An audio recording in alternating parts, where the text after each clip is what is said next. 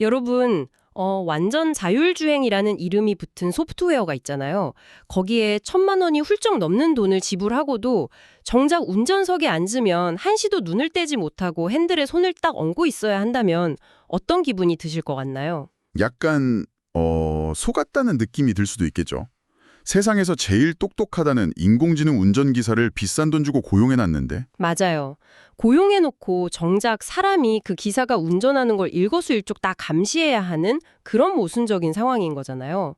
왜 이런 일이 벌어지고 있는 걸까요? 그게 참 재밌는 포인트거든요. 네, 그래서 오늘 심층 분석에서는 겉보기엔 그저 화면 큰 전기차 같지만 사실 그 속을 들여다보면 자동차 산업의 룰을 완전히 뒤집어버린 테슬라의 진짜 청사진을 파헤쳐 보려고 합니다. 우리가 흔히 테슬라를 이야기할 때 뭐 제로백이 몇 초냐, 주행거리가 얼마나 되냐 이런 스펙에만 집중하는 경향이 있잖아요. 네네, 저도 약간 그랬거든요. 그런데 오늘 우리가 살펴볼 자료, 박용성 박사님이 유튜브 파인더 TV에 올리신 테슬라 FSD와 첨단 안전장치 분석 영상을 깊이 들여다보면요. 테슬라가 안전, 그리고 인공지능을 대하는 방식이 기존 제조사들이랑은 근본적으로 궤를 달리한다는 걸 알 수 있습니다. 맞습니다. 오늘 분석할 자료가 총 4편의 시리즈 중에 2편 내용에 해당하는데요. 우리는 여기서 크게 3가지를 짚어볼 거예요. 네, 첫째로 차량의 물리적인 뼈대랑 소프트웨어가 어떻게 하나의 몸처럼 움직이는가. 그리고 둘째로 오토파일럿이랑 FSD라는 2가지 뇌가 완전히 다른 시스템이라는 점. 이게 진짜 많이들 헷갈려 하시는 부분이죠. 그렇죠. 그리고 마지막 셋째로 이렇게 엄청난 기술인데 왜 여전히 레벨 2라는 한계 속에 묶여 있는 건지 이 부분들을 파고들 겁니다. 테슬라에 관심 있는 분들이라면 평소에 가졌던 의문들이 오늘 꽤 많이 풀리실 거예요. 기대하셔도 좋습니다. 자, 그럼 일단 가장 밑바탕이 되는 이야기부터 해보죠. 차가 스스로 운전하려면, 그러니까 AI가 운전하려면 그 차 자체의 물리적인 뼈대부터 완전히 튼튼한 요새가 되어야 하잖아요. 그렇죠. 그 자율주행이라는 화려한 소프트웨어 기술 이면에는 극한의 물리적 내구성을 자랑하는 수동안전, 그러니까 패시브 세이프티 설계가 쫙 깔려 있습니다. 수동안전이라면 약간 그 에어백이나 단단한 철판 같은 거 말씀하시는 거죠? 네, 맞아요. 초고장력 강판이나 에어백, 크롬풀존 같은 건 요새 고급차 시장에서 어느 정도 상향 평준화가 되어 있거든요. 네네. 그래서 굳이 길게 설명할 필요는 없을 텐데 우리가 주목해야 할 것, 다른 내연기관차나 심지어 다른 전기차들과 테슬라를 구분짓는 가장 결정적인 하드웨어 설계가 하나 있습니다. 오, 그게 뭔가요? 바로 구조적 배터리 팩이라는 겁니다. 스트럭처럴 배터리 팩이라고 하죠. 구조적 배터리 팩이요?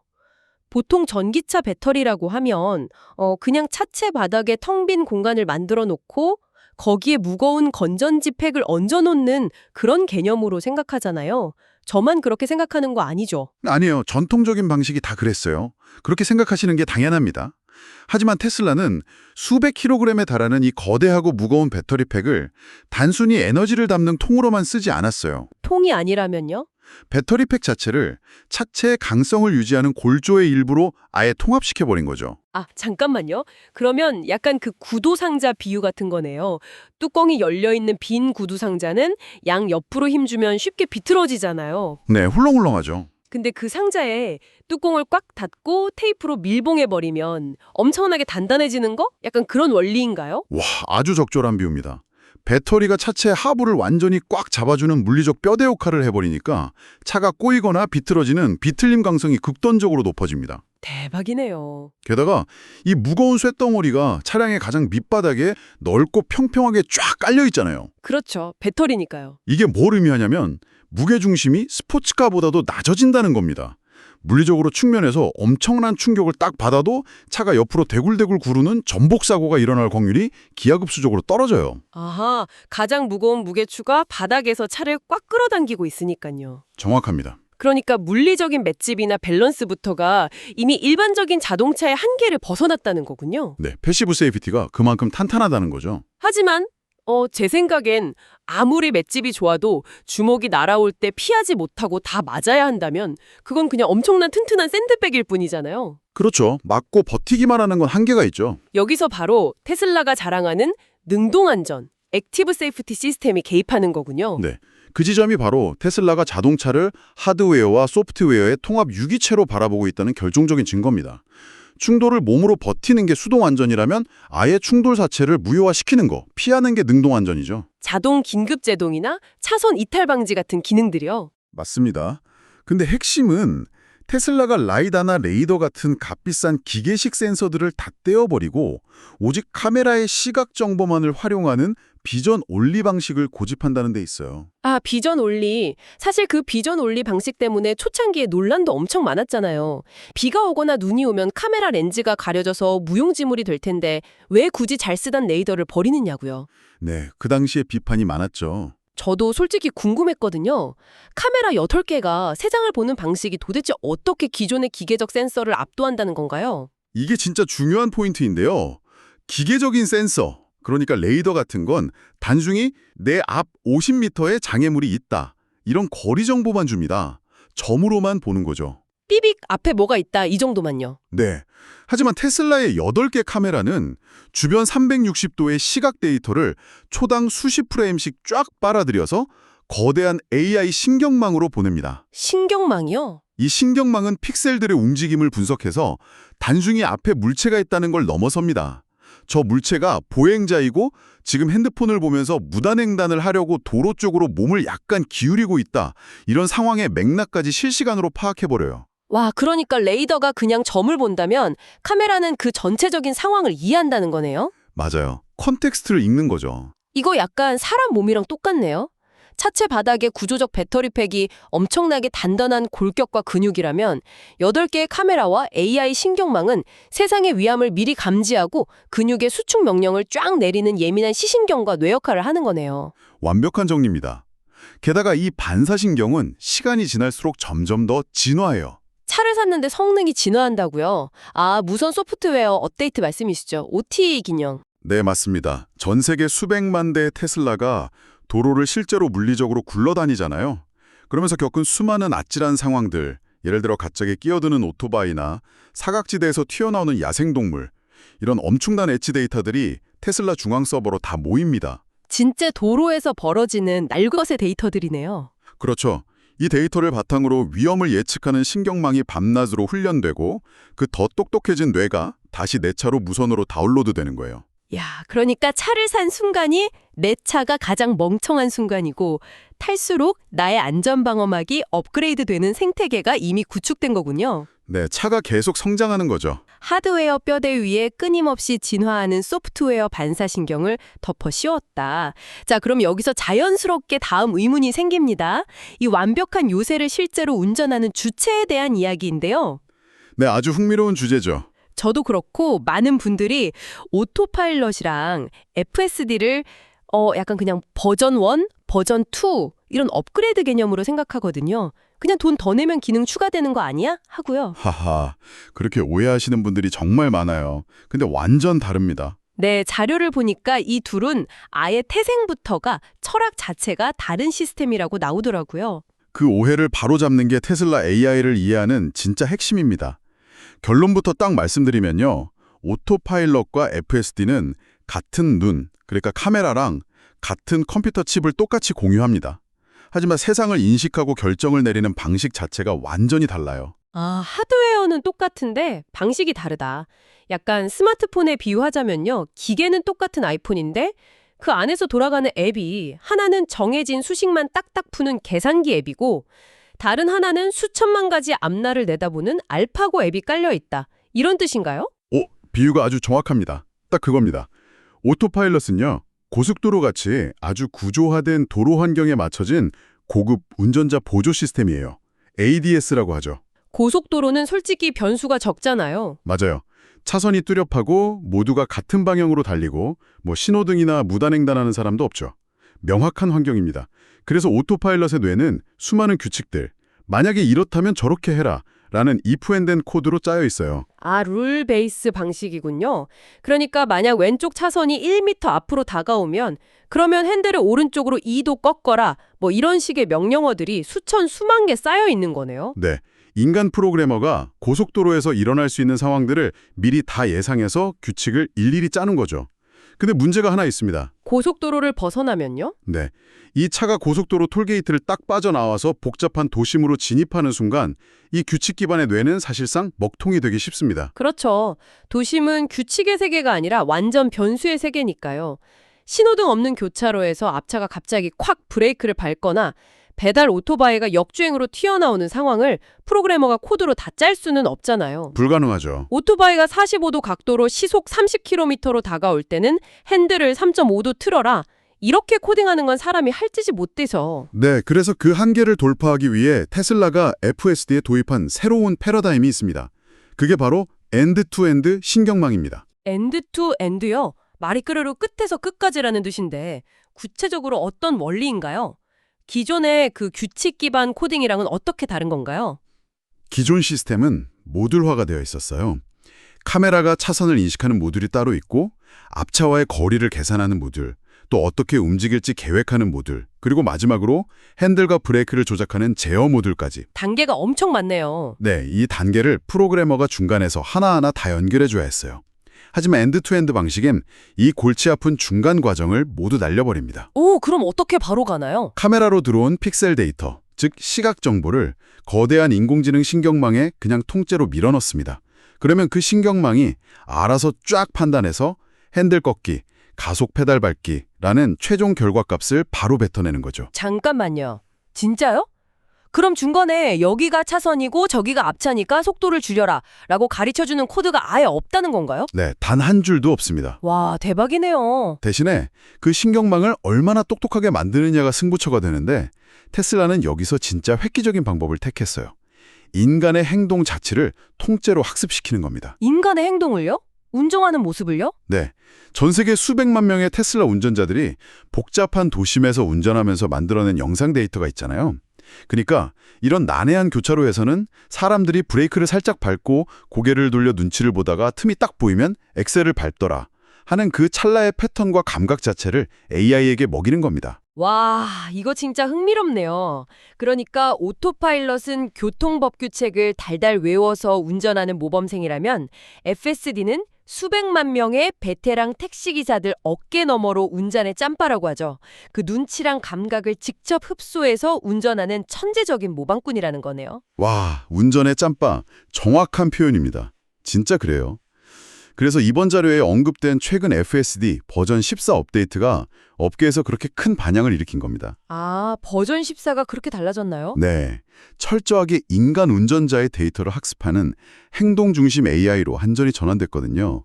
그러면서 기계 특유의 그 뻣뻣함이 사라졌어요. 예전에는 어땠는데요? 과거에는 앞에 보행자가 나타나면 시스템이 무조건 거리가 가까워졌다, 위험하다, 정지 하면서 급브레이크를 확 밟았어요. 탑승자 고개가 막 꺾이곤 했죠. 맞아요. 로봇같이 덜컹거리는 거. 하지만 버전 14는 사람이 브레이크를 밟는 압력과 타이밍까지 모방합니다. 보행자가 길을 건널지 말지 약간 멈칫거리는 행동을 신경망이 인지하고 미리 부드럽게 스르륵 감속하면서 눈치를 살피는 거죠. 사람처럼 운전한다니 진짜 무섭기도 하고 신기하기도 하네요. 근데 이 엄청난 데이터 처리량을 차 안에서 다 감당하려면 두뇌 스펙 자체도 장난이 아니어야 할 텐데요? 바로 그겁니다. 테슬라의 하드웨어 4, HW4가 여기서 빛이 발하는 거죠. 아, 컴퓨터 칩이요? 네, 엔드-투-엔드 신경망은 어마어마한 컴퓨팅 파워를 요구하거든요. HW4는 카메라 해상도가 대폭 높아진 건 당연하고요. 초당 처리하는 프레임 수가 비약적으로 늘었습니다. 반응 속도가 빨라졌겠네요. 그렇죠. 인간의 시신경보다 훨씬 더 빠르게 고해상도의 세상을 쫙 받아들이고 딜레이 없이 실시간으로 계산해냅니다. 심지어 카메라만 가지고도 물체와의 거리와 깊이를 오차없이 추정해내는 경지에 이르렀어요. 자, 그럼 여기서 제가 아직 근본적이면서도 약간 도발적인 질문을 하나 던지겠습니다. 네, 해보시죠. 지금 전문가님 설명을 쭉 듣다 보니까 HW4라는 괴물 같은 시신경도 달고 있고 수백만 명의 베테랑 운전 데이터를 흡수해서 사람보다 더 부드럽고 정확하게 상황을 예측하는 FSD 버전 14가 완성됐잖아요. 네, 기술적 도약은 정말 눈부신 수준이죠. 그런데 도대체 왜요? 왜 이렇게 똑똑한 시스템이 아직도 레벨 2로 분류되는 건가요? 아하, 테슬라 스스로도 약간 이건 완벽한 자율주행이 아니니까 운전자는 항상 핸들을 잡고 모니터링해야 한다. 슈퍼바이즈드다. 이렇게 못을 딱 받고 있잖아요. 솔직히 말씀하신 기술력만 보면 레벨 3나 레벨 4라고 자랑해도 모자랄 판인데 자기들이 직접 만든 신경망의 완벽성을 스스로 부정하는 것처럼 느껴지거든요. 그렇게 보일 수 있죠. 이름은 Full Self Driving, 완전 자율주행인데 정작 여전히 사람이 감독해야 한다는 건 너무 큰 모순 아닌가요? 그 질문이 현재 테슬라, 아니 사실상 모든 자율주행 업계가 직면한 가장 핵심적인 딜레마를 찌르고 있습니다. 아무리 인간의 운전을 완벽하게 모방하는 거대한 신경망을 구축했더라도 현실 세계의 도로는 정말 예측 불가능한 에지 케이스들의 연속이기 때문입니다. 엣지 케이스라면 그러니까 AI가 살면서 한 번도 학습해보지 못한 극단적이거나 희귀한 돌발 상황을 말씀하시는 거죠? 맞습니다. 아주 기상천외한 일들이 도로엔 많잖아요. 예를 들어서 도로 한가운데 닭인형 옷을 입은 사람이 외발 자전거를 타고 막 지나간다거나 상상만 해도 황당하네요. 아니면 공사 구간인데 기존 차선 위에 노란색 테이프가 지그재그로 진짜 아무렇게나 막 붙어있는 상황을 생각해 보세요. 수백만 시간의 인간 주행 데이터 속에도 이런 특이한 패턴은 거의 없습니다. 아, 데이터가 없으니까 신경망도 당황하겠네요. 그렇죠. 신경망은 자신이 한 번도 본 적 없는 낯선 패턴을 마주하면 확신을 잃고 머뭇거리거나 아주 엉뚱한 판단을 내릴 확률이 여전히 존재합니다. 게다가 테슬라는 비전 오닐이 방식이니까 아까 카메라만 쓴다고 하셨잖아요. 그럼 물리적인 시야 확보의 한계도 분명히 있겠네요. 바로 그겁니다. 태양이 정면으로 쫙 내리쬐어서 카메라 렌즈에 엄청난 역광이 발생한다거나 폭우가 쏟아져서 렌즈가 물에 가려지는 등 극한의 환경적 변수들이 여전히 남아있죠. 앞이 안 보이면 신경망이고 뭐고 소용이 없으니까요. 네, 이 찰나의 인식 오류나 판단 지연이 고속으로 달리는 자동차에서는 바로 치명적인 사고로 직결되잖아요. 아, 시스템이 당황해서 멈칫하는 그 1초, 2초의 순간, 그 짧은 순간을 메우기 위해서 운전석에 인간이 앉아 있는 거군요. 아, 기계야, 내가 못 푸는 어려운 문제가 나오면 내가 핸들을 확 낚아채서 풀어줄게 이러고 대기하고 있는 셈이네요. 정확합니다. 테슬라가 FSD를 굳이 레벨 2 감독형이라고 철저하게 선을 긋는 이유가 바로 거기에 있습니다. 이건 기업 입장에서 단순한 법적 책임 회피용 방어막이 아니에요. 그럼요. 기술이 고도화돼서 차가 너무 부드럽게 운전을 잘해버리잖아요. 그럼 인간은 본능적으로 기계를 맹신하게 됩니다. 아, 편하니까요. 핸드폰도 보고 싶고. 네, 스마트폰을 보거나 심지어 잠들어버릴 위험이 엄청나게 커지는 거죠. 그래서 레벨 2라는 명칭을 유지하고 딴짓을 하면 경고음을 마구 울리는 내부 카메라 모니터링 시스템을 켜두는 겁니다. AI는 아직 불안전하며 마지막 안전장치는 당신의 눈과 손이다 라는 사실을 운전자에게 끊임없이 각인시키는 천학적 브레이크 역할을 하는 거예요. 듣고 보니까 인간의 오만함과 과신을 통제하려는 아주 의도적인 설계네요. 맞습니다. 그런데요, 이거 약간 조금 다르게 생각해 보면요. 인간이 개입해서 위험할 때 핸들을 꺾거나 브레이크를 확 밟는 그 순간 자체가 테슬라 입장에서는 엄청난 노다지 같은 정보 아닐까요? 오, AI가 이 상황에서 버벅거렸는데 인간은 이렇게 대처해서 위기를 넘겼다라는 일종의 오답노트가 만들어지는 거잖아요. 와, 정확히 핵심을 짚으셨습니다. 진짜 예리하시네요. 바로 그 인간의 개입 데이터, 그걸 인지하고 회피한 그 순간이 FSD 신경망을 더욱 강력하게 진화시키는 최고급 먹이가 됩니다. 역시 그렇군요. 테슬라는 운전자가 개입한 딱 그 순간 주변 8개 카메라에 찍힌 영상과 차량의 모든 조작 데이터를 중앙 서버로 쫙 전송받아서 인공지능 훈련에 사용합니다. 엄청나네요. 즉, 현재의 레벨 2 시스템은 불완전한 기술의 한계이기도 하지만요. 언젠가 운전석에서 사람을 완전히 몰아낼 진정한 로보택시, 즉 레벨 4나 5 시대를 완성하기 위해 반드시 거쳐야만 하는 전 세계적 규모의 데이터 수집기인 겁니다. 와, 소름 돋네요. 수백만 명의 운전자가 내 돈 내고 몇천만 원짜리 차를 사서 테슬라의 AI를 무료로 과외시켜주고 있는 셈이잖아요. 네, 최고의 조교들이죠. 하드웨어 요새를 만들고 그 안에 거대한 신경망을 넣은 다음에 인간을 감독관으로 앉혀서 신경망으로 훈련시킨다. 진짜 테슬라의 큰 그림이 무섭습니다. 네, 알고 보면 정말 치밀한 구조죠. 자, 오늘 정말 많은 이야기들이 오갔습니다. 여러분도 흩어져 있던 테슬라에 대한 정보들이 하나의 거대한 구조로 연결되는 느낌이 찐으로 드셨을 텐데요. 오늘 분석한 내용 핵심만 짚어서 갈무리 해보겠습니다. 첫째, 테슬라는 그저 빠르고 화면 큰 전기차가 아닙니다. 초고강도 프레임과 배터리로 꽉 찬 물리적 골격, 즉 수동 안전이 차체를 철통처럼 지키고 있고요. 그 위에 실시간으로 세상을 인식하는 비전 올리 AI 신경망, 즉 능동 안전이 하나의 유기체처럼 결합된 살아 숨쉬는 방어막입니다. 네, 하드웨어와 소프트웨어의 완벽한 융합이죠. 그리고 둘째, 오토파일럿과 FSD는 같은 카메라 장비를 쓰지만 그 이면에는 완전히 다른 철학이 있습니다. 정해진 코드를 따라 고속도로를 달리는 오토파일럿과 인간의 행동 데이터를 끝에서 끝까지 학습해서 도심의 카오스를 헤쳐나가는 FSD, 이 두 개의 뇌가 공존하고 있다는 사실입니다. 이 두 가지의 차이를 이해하는 게 오늘 방송의 핵심이기도 합니다. 마지막 셋째, 이 엄청난 기술력이 아직 레벨 2에 머무르는 이유는 불완전한 현실 세계의 변수를 감당하기 위함이고요. 동시에 이 레벨 2라는 제약하에 이루어지는 인간의 감독과 개입 자체가 AI를 다음 단계로 진화시키는 가장 강력한 원동력이라는 점입니다. 복잡한 하드웨어 엔지니어링부터 소프트웨어의 딥러닝 방식, 그리고 규제와 철학의 딜레마까지 아주 완벽하게 정리가 된 것 같네요. 자, 여러분, 오늘 딥 다이브를 마치면서 여러분의 머릿속을 맴돌게 할 도발적인 질문을 하나 던져보겠습니다. 오늘 우리가 확인했듯 테슬라의 FSD는 매일매일 인간의 운전을 학습하며 인간을 쏙 빼닮아가고 있습니다. 인간의 반사신경과 눈치를 완벽하게 모방하고 있죠. 하지만 인공지능과 컴퓨터 칩의 발전 속도는 지수 함수적입니다. 그렇죠. 엄청나게 빠르죠. 언젠가 이 거대한 신경망의 판단 속도와 카메라 센서의 반응 능력이 나이를 먹고 쉽게 피로해지고 주의력이 산만한 우리 인간의 인지 능력을 아득히 초월하는 특이점이 반드시 올 겁니다. 그때가 되면 어떨까요? 시스템이 실수를 할까봐 감독한다는 명목으로 그 불완전한 인간이 의무적으로 앉아있는 이 상황 자체가 오히려 모순이 되지는 않을까요?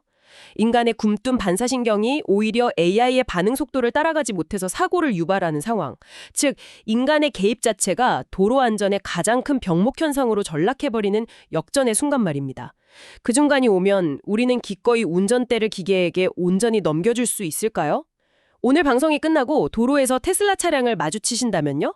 그 차 안에서 조용히 세상을 학습하고 있는 뇌를 떠올리며 이 질문에 대한 여러분만의 답을 한번 고민해 보시길 바랍니다. 자, 오늘의 심층 분석은 여기까지입니다. 저희는 다음 시간에 또 다른 흥미진진하고 날카로운 통찰에 담은 지식의 조각들을 엮어서 여러분의 뇌를 자극하러 돌아오겠습니다. 함께해 주신 여러분, 깊이 감사드립니다.